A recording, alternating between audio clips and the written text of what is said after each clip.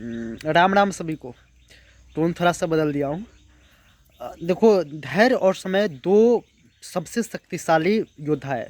धैर्य और समय, समय का किस तरीके से यूटिलाइज करते हैं वही आपका फ्यूचर डिसाइड करेगा, और धैर्य आप के अंदर कितना है वो भी आपका फ्यूचर डिसाइड करेगा कि आप किसी एक काम के लिए लगे हुए हो, उसमें आपका पेशेंस यानी धैर्य आपका कितना है, आप कितना धीरज रखने वाले इंसान हो, तो वो सक्सेस उसके अकॉर्डिंग आपको मिलेगी।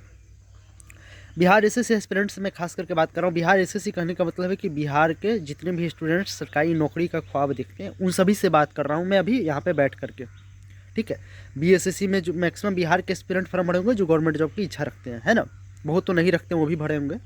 ठीक है, तो मैं बता दूं कि बिहार एसएससी का तैयारी कर रहे हैं तो आप किसी एक, अभी समय बहुत मूल्यवान है, समय आपका बहुत ही ज़्यादा कीमती है।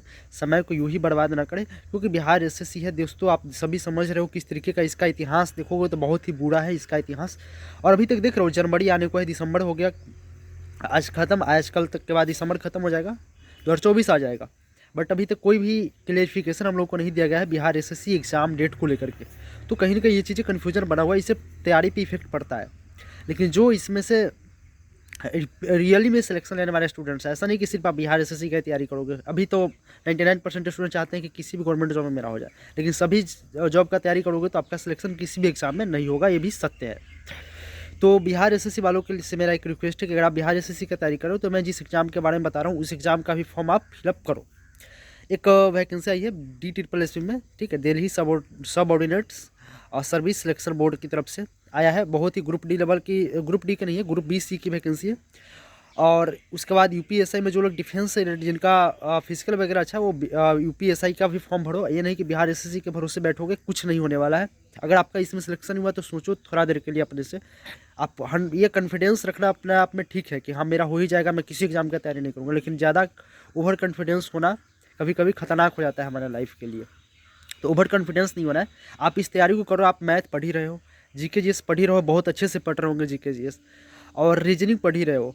ठीक है, और बिहार से होते हिंदी के में कभी प्रॉब्लम होने वाला नहीं है।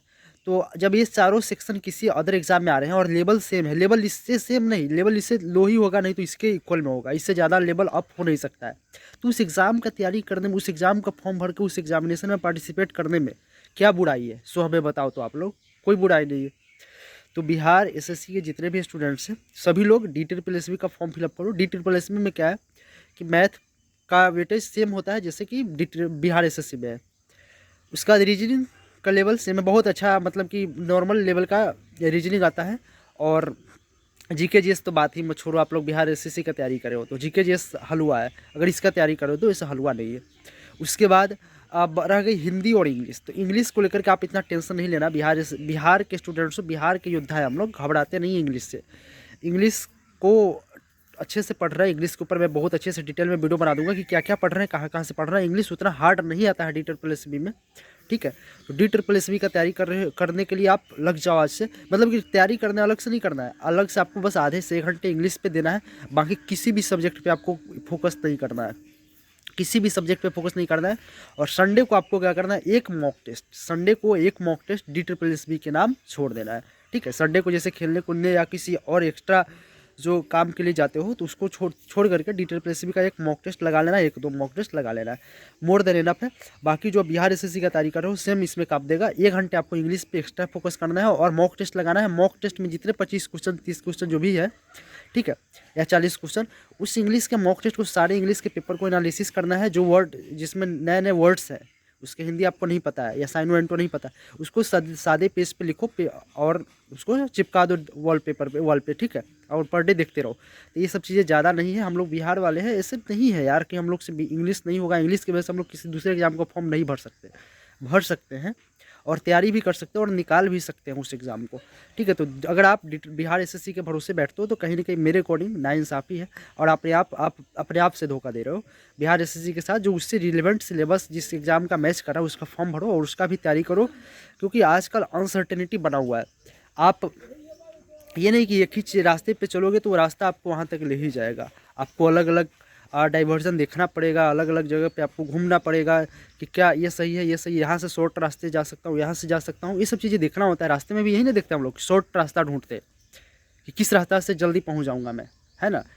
तो ये चीज़ें हैं, ऐसे आपको ढूंढना पड़ेगा एग्जाम में भी कि जैसे कि मान लीजिए DTPS भी कहा कि बहुत फास्ट प्रोसेस तो नहीं चलता, फिर भी बिहार SSC तो फास्ट चलता ही है। बिहार SSC का रिजल्ट आने से पहले कहीं इसमें आपका सिलेक्शन हो गया तो अच्छी बात है ना।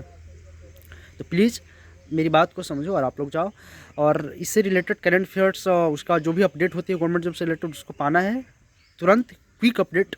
तो इस टेलीग्राम को ज्वाइन कर लो। मेरे टेलीग्राम का जो लिंक है वो डिस्क्रिप्शन में है, उस पर क्लिक करोगे आपको टेलीग्राम पे ले जाएगा, और वहाँ पे आप ज्वाइन के बटन पे क्लिक करना, मैं इधर से रिक्वेस्ट एक्सेप्ट कर लूँगा आपका। फिलहाल आज की इस वीडियो में इतना ही रहने देता हूँ। अभी तक जुड़ने के लिए आप सभी का बहुत बहुत शुक्रिया। Love you to all, thank you.